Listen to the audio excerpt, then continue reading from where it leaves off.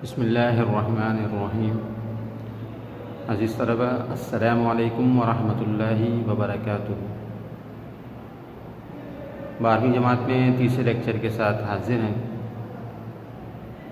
گزشتہ ویڈیو میں کچھ ہم نے اہم باتوں کو سمجھ لیا تھا، جس میں کتاب کو ہمارے 3 حصوں میں منقسم کیا گیا۔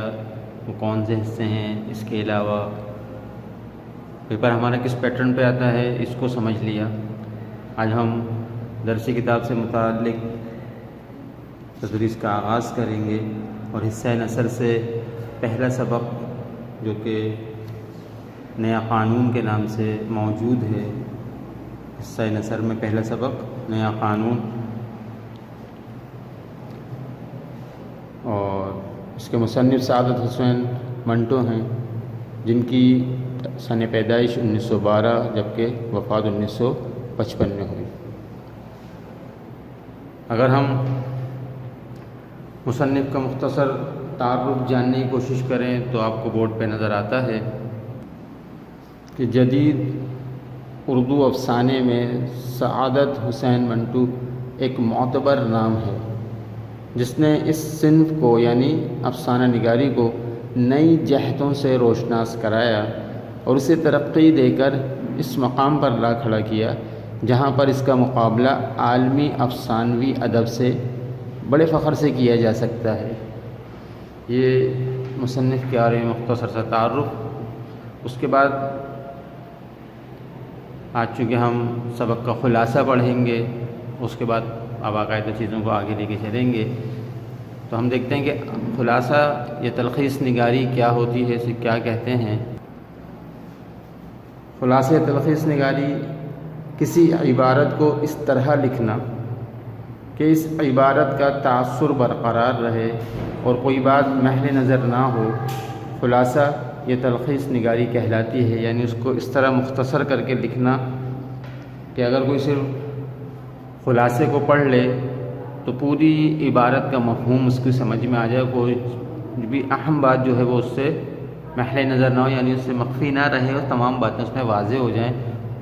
اور امتحانی نقطۂ نظر سے ہم سمجھتے ہیں اور کہتے ہیں کہ سبق کا تقریباً 1/3 جو ہے وہ خلاصہ لکھا جائے، یعنی 1/3 حصہ جتنا سبق ہے اس کا 1/3 حصہ تقریباً لکھا جائے۔ لیکن اس میں یہ دیکھ لیا جائے کہ ایسا نہ ہو کہ کوئی اہم بات اس میں لکھنے سے رہ جائے، اس لیے کوشش کی جائے کہ تمام اہم باتوں کو اس میں لکھا جائے۔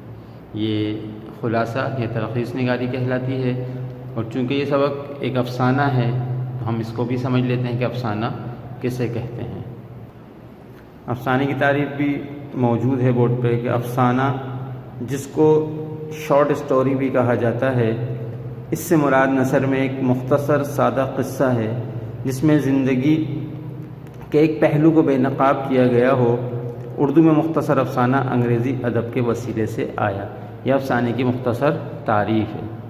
تو یہاں تک ہم نے مصنف کا تعارف، خلاصے کی تعریف اور افسانے کی تعریف پڑھ لی۔ چونکہ ہم الگ الگ اعتبار سے جو ہمارے نثری حصہ ہے اس میں مختلف حصے موجود ہیں، یعنی مختلف تحریریں ہیں۔ اس میں ہم نے پہلے بھی پڑھا کہ افسانے ہیں، ڈرامے ہیں، سوانح ہیں، مضامین ہیں۔ تو جو چیز ہم جس صنف کے اعتبار سے پڑھیں اس کی تعریف اور اس کے بارے میں جاننا بھی ہمارے لیے ضروری ہے کہ تعریف کے طور پہ ہم بتا سکیں کہ ڈرامہ کیا ہوتا ہے، افسانہ کسے کہتے ہیں۔ امید ہے یہاں تک بات سمجھ میں آئی ہوگی۔ اپنی تدریس کے سلسلے کو آگے بڑھاتے ہیں۔ خلاصے سے پہلے اس سبق میں شامل کچھ ایسے الفاظ جو آپ کے لیے نئے ہوں، جن کے الفاظ معنی آپ نہ جانتے ہوں، ان پہ تھوڑا سا ایک نظر ثانی کر لیتے ہیں تاکہ پتہ چل سکے کہ کس الفاظ کے کیا معنی ہیں، تاکہ تحریر کو سمجھنے میں ہمارے لیے آسانی ہو جائے۔ پہلا لفظ لکھا ہوا ہے اڈا۔ اڈا کہتے ہیں تانگوں یا گاڑیوں کو کھڑے ہونے کی جگہ، جہاں پہ تانگیں گاڑیاں وغیرہ کھڑی کی جاتی ہیں، جہاں پہ وہ رکتے ہیں، اسٹاپ جو ہوتا ہے ان کا۔ مدبرانہ، عقل مند یا دانشوروں جیسا۔ متانت، سنجیدگی، بردباری۔ تھوتنیاں، گھوڑے یا اونٹ جیسے جانوروں کے منہ جو تھوڑے لمبے سے نکلے ہوتے ہیں، لیکن توہین یا حقارت سے آدمی کے منہ کو کہہ دینا، تنفر نفرت سے، بیزاری سے، نافذ ہونا، لاگو ہونا یا عمل درآمد ہونا،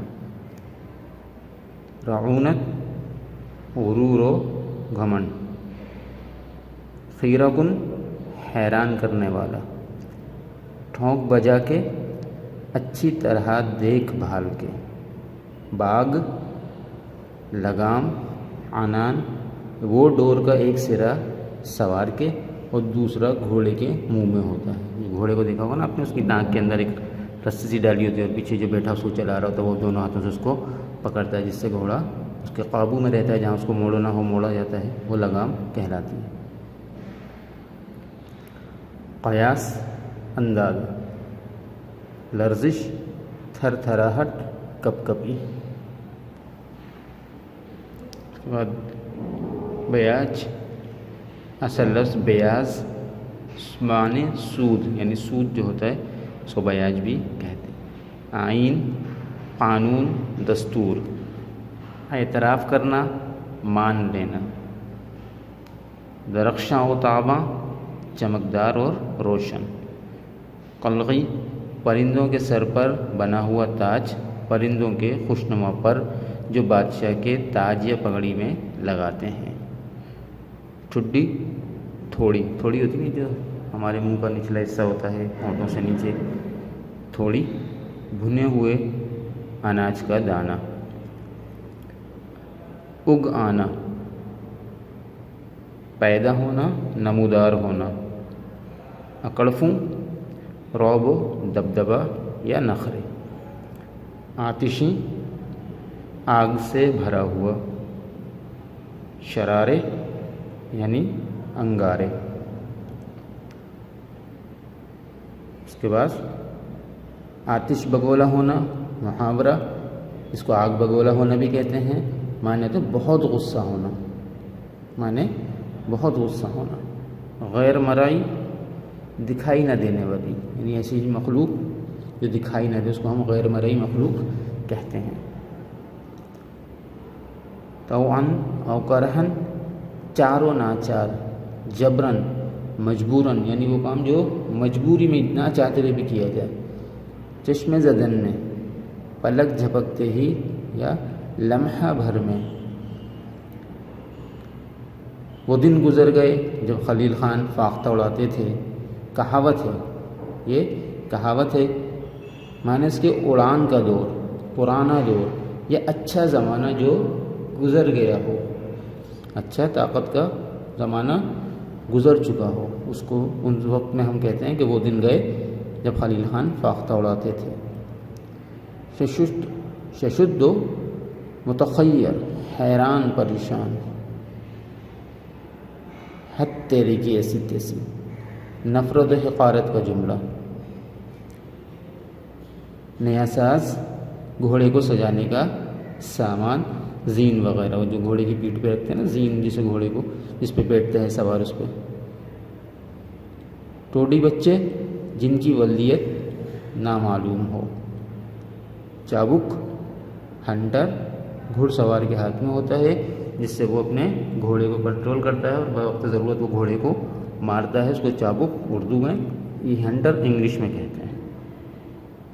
یہ اس سبق کے الفاظ معنی ہو گئے جو ہمیں یاد ہونے چاہیے تاکہ دوران تدریس ہمیں اس کے الفاظ معنی اچھی طرح معلوم ہو تو ہمیں تحریر کو سمجھنا آسان ہو جاتا ہے۔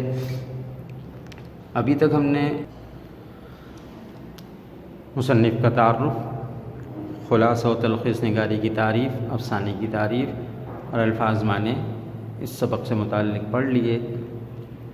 آپ حضرات یہ تمام چیزیں جو آپ کو بورڈ پہ بتائی گئی ہیں، تعارف مصنف، خلاصے کی تعریف اور افسانے کی تعریف، اپنے حصہ قواعد میں اس کو تحریر کر لیں گے، لکھ لیں گے۔ الفاظ معنی بھی آپ حصہ نثر کے جو ابتدا ہے وہاں پہ اس کو ٹائٹل پیج بنا کے جو ترتیب ہوتی ہے کام کی، اسی طرح شروع کریں گے۔ پہلے بھی بتایا گیا کہ آپ اپنے رجسٹر کو 3 حصوں میں تقسیم کر لیں گے، ایک حصہ نثر ہوگا، ایک حصہ نظم اور ایک حصہ قواعد ہوگا۔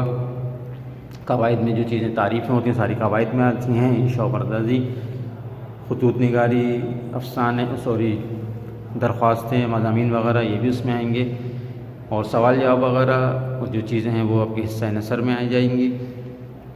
تو اپنا رجسٹر جو ہے اس کو مینٹین کر کے رکھیں، اچھی طریقے سے بنا کے رکھیں۔ یہ ترتیب ہوتی ہے کہ پہلے فہرست بنائی جاتی ہے، اس کے بعد ٹائٹل پیج بنایا جاتا ہے، الفاظ معنی لکھیں، اس کے بعد سوال جواب کی جو ترتیب ہوتی ہے اسی طرح ان تمام چیزوں کو مکمل کریں۔ اس ویڈیو میں یہیں تک ہم اپنی بات کو ختم کریں گے کہ جو تعریفیں لکھنے کے دی گئی ہیں ان کو لکھ بھی لیں اور یاد بھی کر لیں۔ اس کی ڈائری آپ نوٹ فرما لیں اپنے پاس کہ مصنف کا تعارف، خلاصہ اور افسانے کی تعریف یاد کریں گے، الفاظ معنی اپنے رجسٹر میں تحریر کریں گے۔ دوسری ویڈیو میں نئے سبق کے اسی سبق کے اگلے حصے کے ساتھ پھر حاضر ہوں گے۔ جب تک کے لیے اجازت۔ السلام علیکم ورحمۃ اللہ وبرکاتہ۔